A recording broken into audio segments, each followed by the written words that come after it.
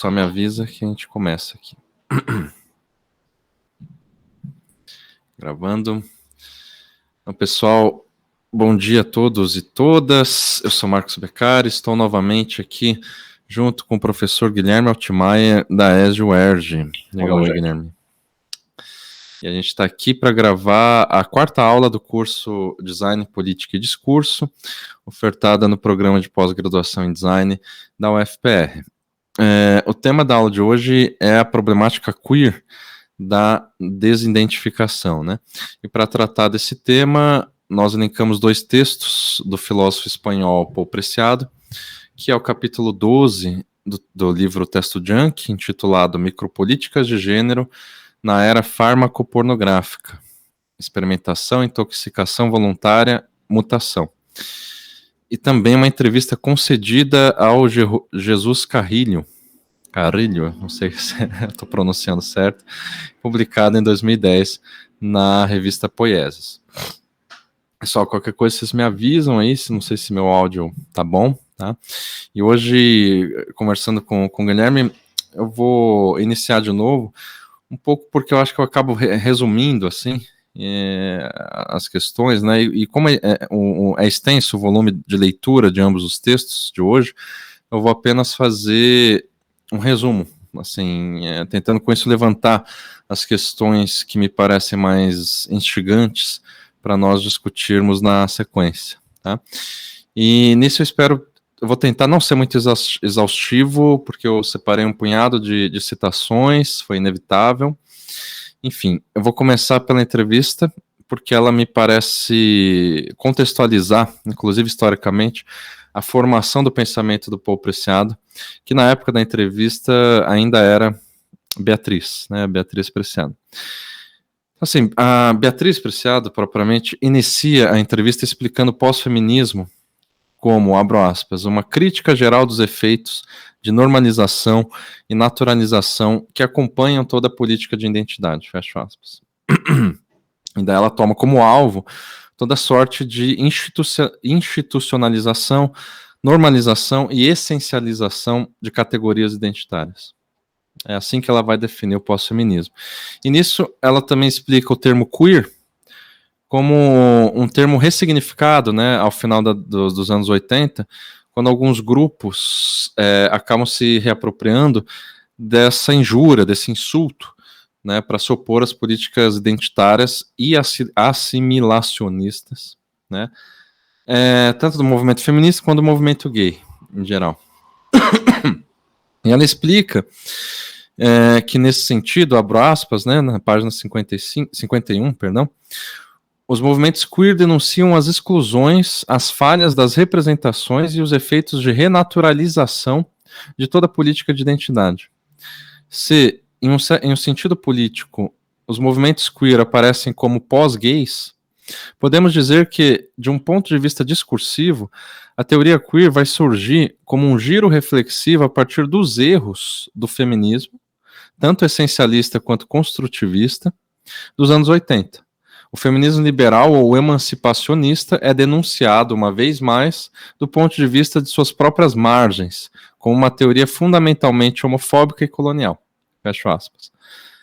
A partir dessa conjuntura, Preciado diz que se abriram pelo menos dois caminhos principais de conceituação. De um lado, né, um caminho dominado por noções performativas, na esteira de Judith Butler, Derrida e John Austin, e o outro, um caminho de ênfase biopolítica, na linha de Foucault, que ultrapassa, segundo Preciado, né, a dimensão performática do gênero para pensar nas transformações sexuais, sociais e políticas que ocorrem não somente nos corpos, mas também no espaço público, né, nas interações sociais.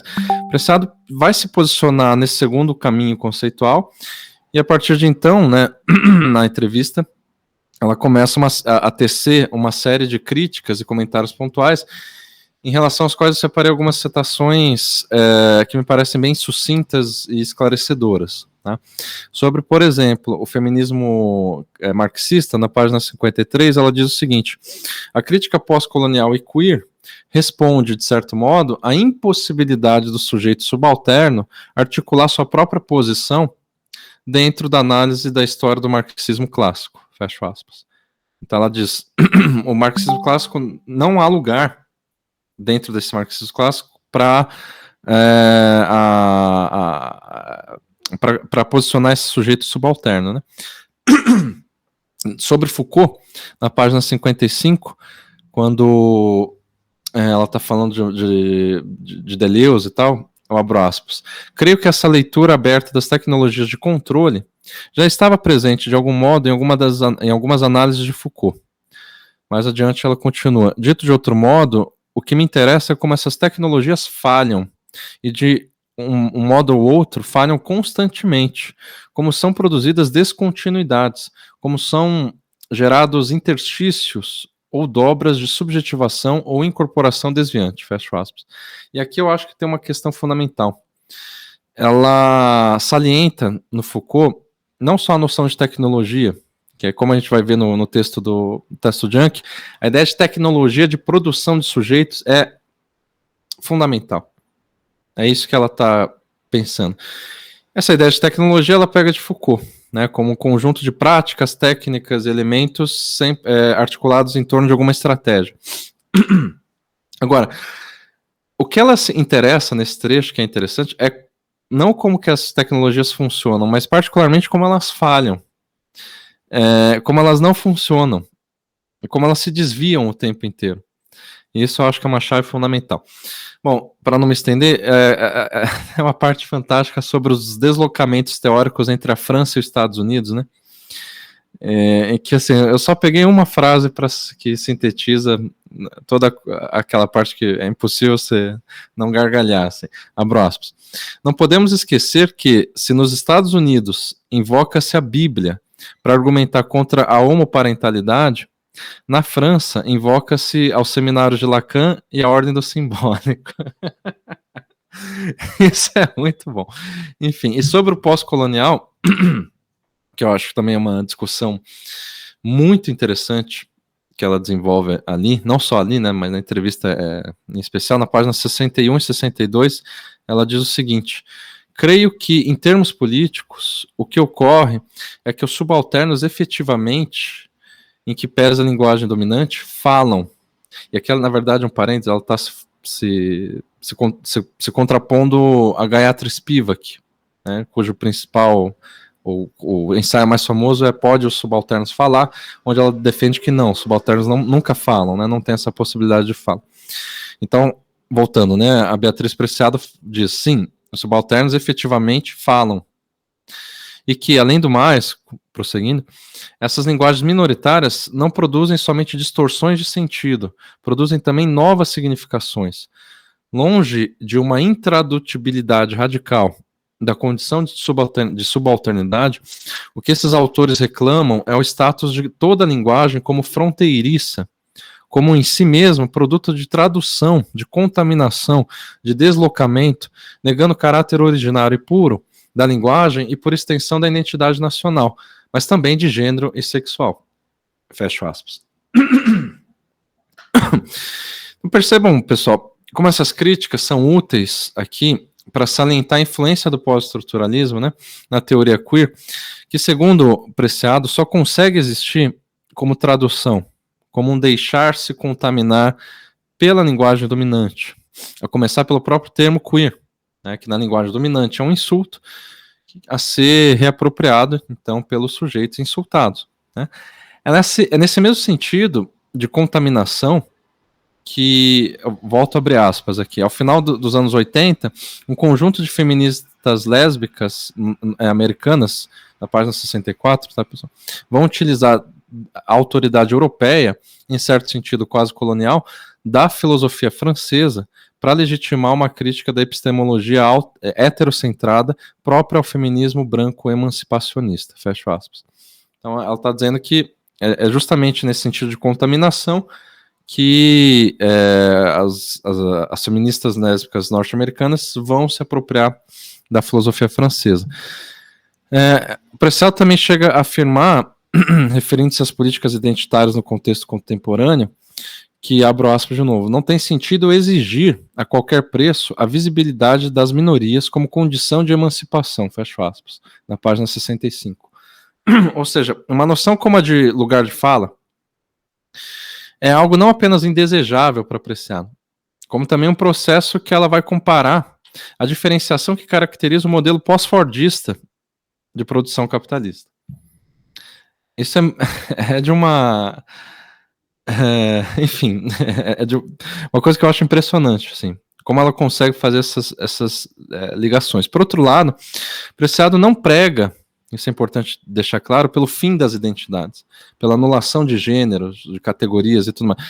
Ao contrário, ela reconhece as diversas identidades como lugares estratégicos de ação política, desde que não sejam considerados esses lugares identitários como elementos essenciais de subjetividade ou de cultura, nem tampouco efeitos de sistemas de opressão.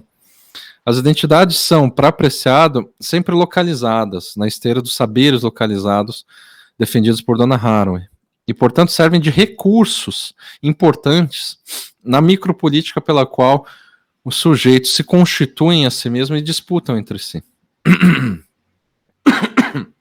E, por fim, o Preciado encerra a entrevista, mencionando 2 exemplos muito contundentes. O primeiro é o caso, em 2003, de uma jovem muçulmana, de 15 anos, que decidiu raspar a cabeça em resposta à proibição, lá no começo dos anos 2000, ao uso de véu nas escolas francesas. E quanto a isso, por que isso é interessante? O Preciado diz que essa jovem abriu, abre aspas, uma linha de fratura que desafia ao mesmo tempo a autoridade patriarcal muçulmana e a autoridade republicana colonial, constituindo-se assim sujeito político, fecho aspas, na página 69. Isso lembrando, porque ela era muçulmana, mas no Alcorão, se eu não me engano, o que é proibido não é... aliás, o que é dito no Alcorão não é que você use véu, mas é que você não pode expor os cabelos, As mulheres não podem expor os cabelos em público. Aí por isso que ela raspa. E o segundo exemplo, então esse é um caso de um desvio imprevisto, eu diria assim, de ela raspar a cabeça e desafiar, no caso, 2 lados, e o segundo exemplo é o filme documentário Fire Eyes, da somali Soraya Miri, que mostra como a incisão do clitóris, não se reduz a uma idiosincrasia cultural, arcaica, como a gente costuma muitas vezes entender, porque também serve como técnica globalizada de normalização e regulação sexual, no caso dos superclitóris, Então, acontece a mesma coisa, só que daí é normalizado e legalizado. Muito bem, vou agora para o capítulo 12 do texto Junk, cujo título é, de novo, Micropolíticas de Gênero na Era Fármaco-Pornográfica, Experimentação, Intoxicação Voluntária e Mutação. O primeiro tópico desse texto se chama Micropolíticas Pós-Queer, onde agora é ele, o Paul Preciado, faz uma longa contextualização da formação da teoria queer, sobretudo como resposta ao identitarismo feminista e gay, bem como as lutas anti-pornografia. Então ele retoma um pouco aquilo que também a gente viu na entrevista. O segundo tópico do texto chama Política Snuff.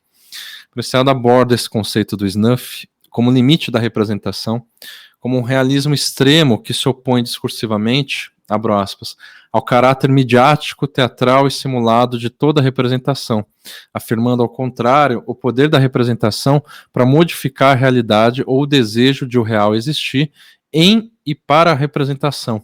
Daí a relação teatral entre pornografia, snuff e política. Fecho aspas, nas páginas 363 e 364. Com isso,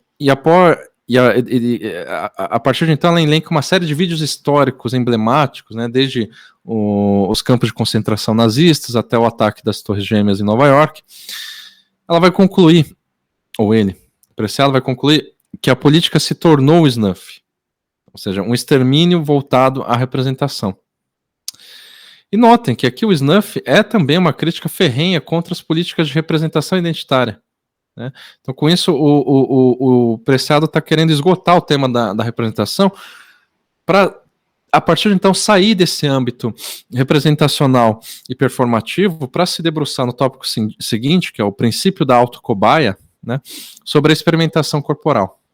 Então ela fala, ó, o que há para se falar de representação é isso aqui, a gente chega no limite, que é a política enquanto snuff, enquanto um tipo de pornografia. Então ela vai pensar nesse princípio da autocobaia. Em uma passagem na página 360 me parece bem assertiva quanto à proposição de Preciado nesse tópico, abro aspas. Em uma era em que os laboratórios e as corporações farmacêuticas e as instituições médico-legais estatais controlam e regulam o uso de biocódigos sexuais e de gênero, o consumo das moléculas ativas de progesterona, dos estrogênios e da testosterona, assim como as próteses químicas, parece anacrônico, eu sublinharia aqui, ó, notem bem, parece anacrônico falar em práticas de representação política sem passar por experimentos performáticos e biotecnológicos da subjetividade sexual e de gênero. Temos que recuperar o direito de participar na construção de ficções biopolíticas, fecho aspas. E a partir disso a gente chega no tópico narcoanálise, as origens psicotrópicas da crítica em Freud e Benjamin, né, que ela vai analisar esses dois casos. No caso de Freud, Preciado mostra como, né, o pai da psicanálise, muito antes de se envolver e se voltar para a hipnose ou para a cura, né, a partir da palavra, ele tentou um método de intoxicação voluntária, portanto uma narcoanálise, né? E Preciado chega mesmo a defender esse método narcoanalítico, ao salientar, abro aspas, que as substâncias químicas assimiláveis pelo organismo operam como potentia, que é um termo que ela pega do Spinoza. Elas têm o poder de provocar uma mudança substancial do corpo e da consciência, com a condição de que a subjetividade se deixe afetar, se faça dinâmica, no sentido grego de dynamis, isto é, deixe emergir sua potencialidade, sua capacidade de passar de um estado a outro. Fecho aspas, página 378. Ou seja, é como se Preciado levasse ao pé da letra aquilo que Foucault chamava de experiência alteradora, sempre a partir do próprio corpo, né? Recorrendo às drogas, no caso de Preciado, para fazer valer a transformação do sujeito, né? Mas o ponto dele aqui é que, como isso fica mais claro quando ele fala de Benjamin, né, do Walter Benjamin, essas drogas clandestinas sempre foram marginalizadas na mesma medida em que mostravam um potencial de transformação subjetiva e política. Quanto mais é esse potencial, quanto maior é esse potencial de transformação, mais clandestinas e marginalizadas essas drogas são. Então, assim, se em 1927 o consumo de haxixe, ópio e mescalina na Europa era ainda marginal e pouco divulgado, né, a despeito do uso de Benjamin entre vários outros intelectuais da época, né, atualmente essa é a comparação que o Preciado faz, né, o consumo e a administração de testosterona para mulheres cis, né, é igualmente polêmico, marginal e transformador. E ela é o Preciado é a prova viva, digamos, e explícita dessa transformação. Ou seja, o que está em questão não é só a regulação de psicotrópicos, como também a regulação das próprias subjetividades que esses psicotrópicos potencializam. E é nesse sentido que ele vai concluir, na página 381, dizendo que é preciso desenvolver micropolíticas de gênero, de sexo e de sexualidade baseadas em práticas de autoexperimentação, né? E autoexperimentação intencionais que se definam por sua capacidade de desmantelar e de resistir à norma somatosemiótica e por criar coletivamente novas tecnologias de produção do sujeito. Fecho aspas. Que eu volto a dizer, tecnologias de produção do sujeito é a questão principal para ele aqui. Na sequência, né, o Preciado propõe a noção de dispositivo drag king, onde ele mostra como, na prática, é possível passar da dimensão performativa à dimensão da mais profunda transformação corporal e subjetiva. Então ele destaca como que naquelas oficinas drag king, né, nunca se começa pelo recurso das roupas e da maquiagem, né, do travestimento em si, mas sim pela conscientização das ortopedias culturais. Esse termo é muito Foucaultiano também, né? Para quem leu O Nascimento da Clínica, sabe o que ele quer dizer com ortopedias culturais, que constroem a feminilidade cotidiana, seguindo sempre uma proposta nessas oficinas, né, Drag King, de se desidentificar da natureza normativa do gênero, né, politicamente atribuído a partir dessas ortopedias culturais. Vou um trecho aqui na 386 e 387. Abro aspas. O que me impacta nessa primeira vez é a potência da oficina como dispositivo coletivo de ação para reprogramação de gênero, sua dimensão potencial como laboratório político, sua densidade como espaço público. Vou pular um trecho. Ele continua. Muito além da ressignificação ou da resistência à normatização, as políticas performáticas se transformarão em um campo de experimentação, um lugar de produção de novas subjetividades e, portanto, uma verdade alternativa, uma verdadeira alternativa às formas tradicionais de fazer política, fecho aspas. E daí, depois de uma crítica contundente, né, a psicanálise, de modo geral, e ela daí se apoia na Sueli Rounik, né, uma psicanalista brasileira, deleuziana, o Preciado propõe, abro aspas, que finalmente a queer análise apela para a reapropriação coletiva de biocódigos comuns, discursivos, endocrinológicos, químicos, visuais, etc., para a produção da subjetividade. De novo, esse termo, produção da subjetividade, fecho aspas, página 397.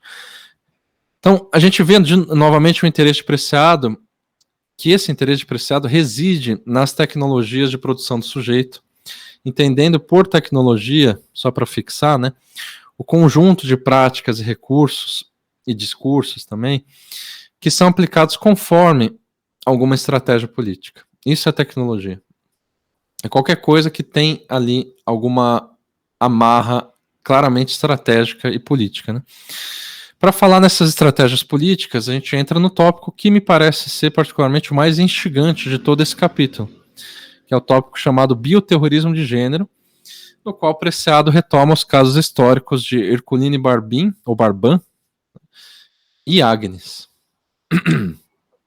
A história de Agnes, em especial, serve para Preciado para complementar a abordagem Foucaultiana do biopoder e também para colocar em xeque a teoria da identidade performática de Judith Butler. No caso da noção de biopoder, a história da Agnes traz à tona a ideia de potência, né, do Spinoza, porque ela nos mostra, afinal, que os corpos ditos anormais não são apenas dóceis, ou não são meramente dóceis, como coloca Foucault. São impregnados também de possibilidades dissidentes de subjetivação, né? E além disso, para além da performatividade de gênero, né, colocando agora em xeque a questão da Judith Butler, Preciado explica na página 404 que, abro aspas, com a ingestão de hormônios e com a produção de determinada narração, Agnes se faz passar fisiologicamente por um corpo hermafrodita para poder ter acesso a um tratamento de reatribuição de sexo, sem passar pelos protocolos psiquiátricos e legais da transexualidade.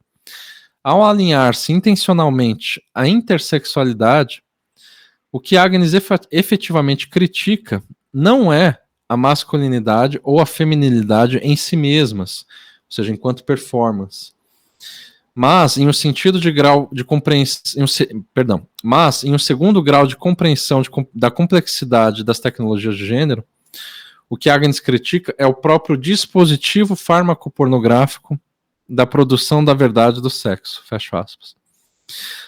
Mais adiante, Preciado conclui, na página 405, que a Agnes é um artefato biocultural composto por substâncias orgânicas, uma ficção cujos próprios contornos são somáticos.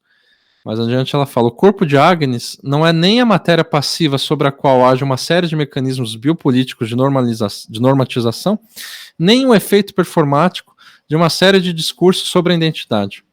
O corpo de Agnes, verdadeiro colosso sexual de autodesign, é o resultado da reapropriação do uso e do agenciamento coletivo de certas tecnologias de gênero com o objetivo de produzir novas formas de subjetivação. De novo, tecnologias de produção do sujeito. Fecho aspas aqui.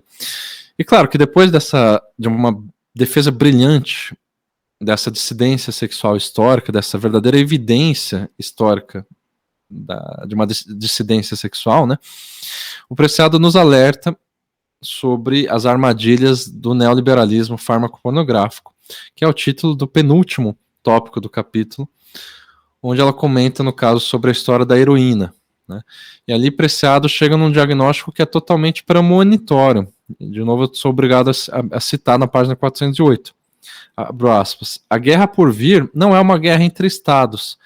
Israel versus Palestina, por exemplo, né? Ou Estados Unidos versus países produtores de petróleo.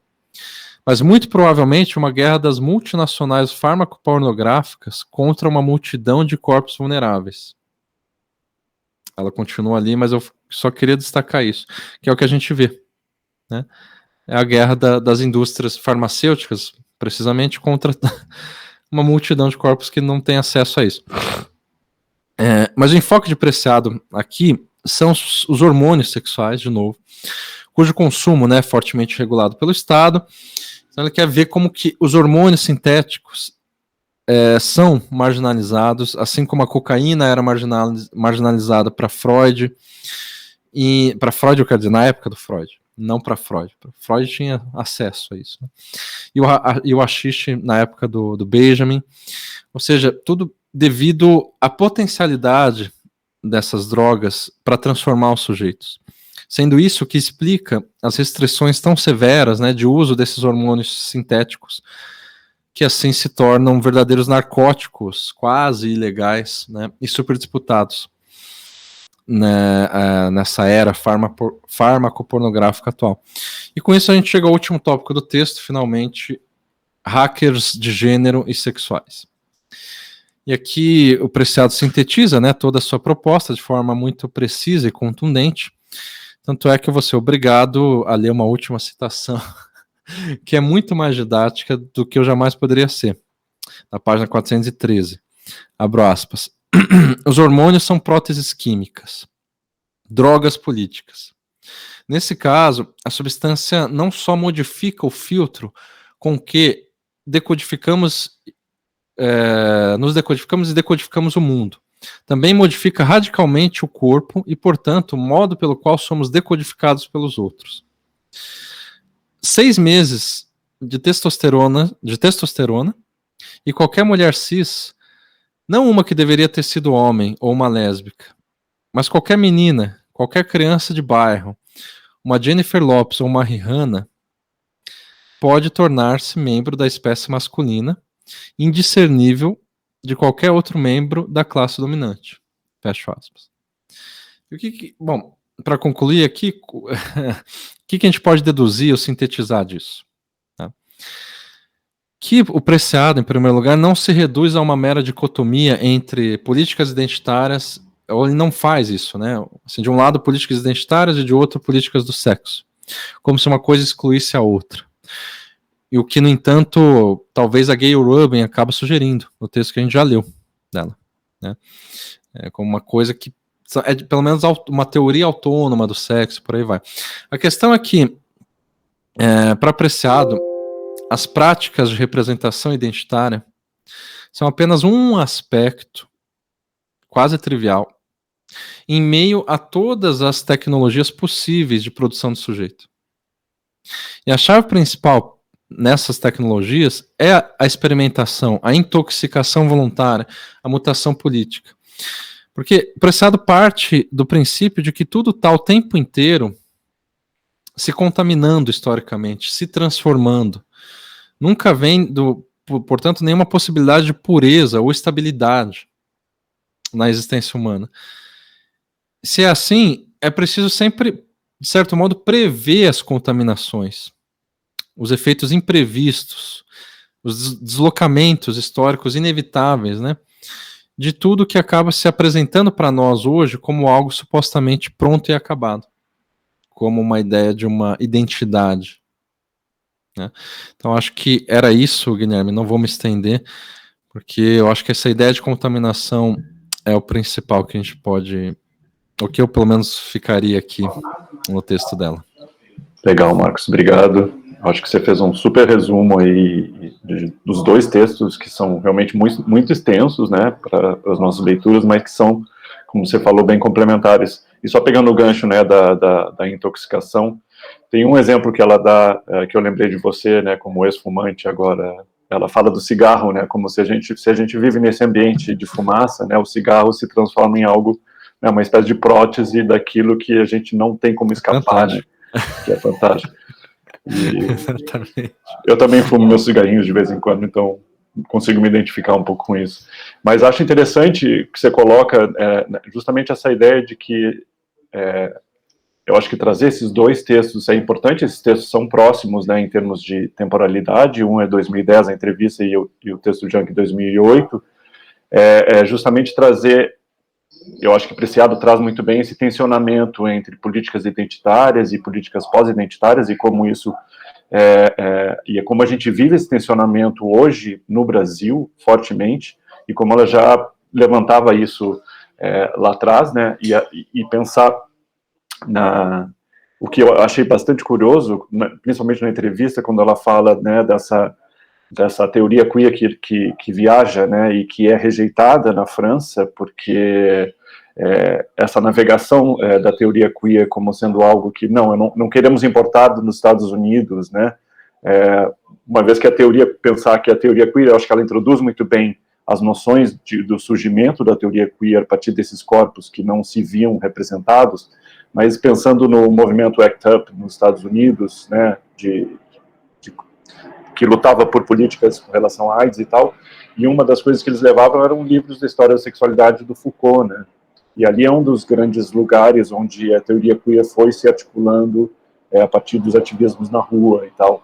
E eu acho que existe, ao mesmo tempo, um tensionamento aí de produção teórica, de vontade de propriedade e centrismo, tanto do eurocentrismo, né, se a gente for pensar, mas também norte-americano, né, quando se apropria de Foucault e cria uma série de outras noções e tal a partir de Foucault, e eu acho que Preciado traz bastante isso, sempre trazendo Foucault, obviamente, mas numa intenção de criar algo novo, de alguma maneira, ou atualizar, o que eu acho muito importante de fazer, porque a gente está falando aí, né, de muitos anos pós-Foucault, e como Foucault, e eu acho que Preciado traz muito bem uma leitura de como, até quase como Foucault leria tudo isso que se está vivendo com relação aos fármacos, principalmente, né?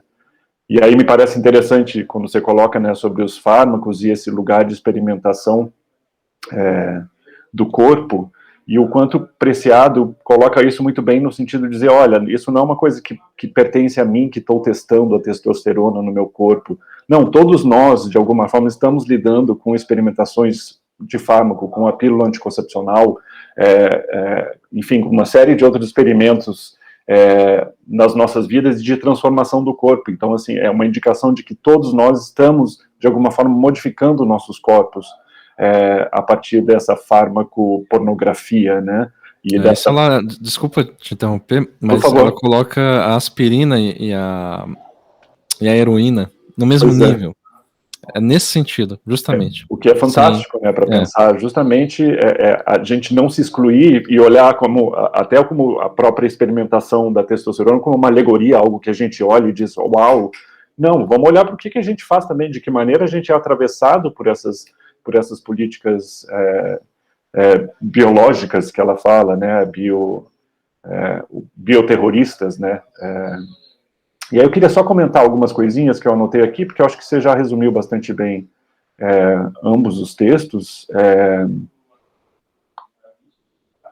Com relação ao Drag King, lembrei muito, quando ela, né, relata sobre o Drag King, e de alguma forma eu acho que ela peca um pouco em não falar um pouco da história do Drag King, né, do exercício de personificar o masculino, que é algo muito mais antigo do que ela está relatando ali, né, é coisa do século XIX, que começa no século XIX.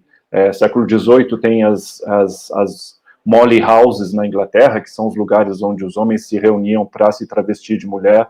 Acho que faltou ali um pouco de uma contextualização nesse sentido, porque fica parecendo que é uma grande o início de um grande lugar de experimentação ali. Isso me incomoda um pouco nesse sentido do texto, mas eu acho que Preciado fala muito bem disso, né? Desse campo de experimentação, do lugar de produção de novas subjetividades da micropolítica, e eu acho que Preciado traz a Sueli Ronick nesse sentido, e Sueli, eu não sei se até hoje mas Sueli é terapeuta de Preciado há muitos anos, então tem uma relação ali próxima, e eu acho que Preciado já traz no texto, já se alimenta um pouco das conversas com Sueli, né?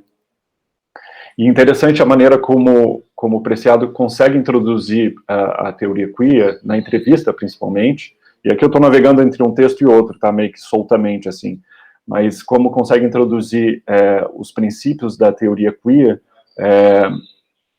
já pensando numa ideia de um pós-queer, né, já de alguém que esteve lá, que participou, que de alguma forma esteve presente no âmbito acadêmico estadunidense, num período onde isso tudo estava germinando, né, e de alguma forma já traz uma espécie de atualização e de crítica com relação a essa ideia, né, de um pós-queer, que não existiria uma verdade anatômica, né, que passa pela teoria performática de Butler, mas também pela AIDS, e aí pela ovelha Dolly, né, aquele experimento de clonagem da ovelha, né, e o consumo internacional de hormônios, como você bem falou, né, com relação às transformações no corpo.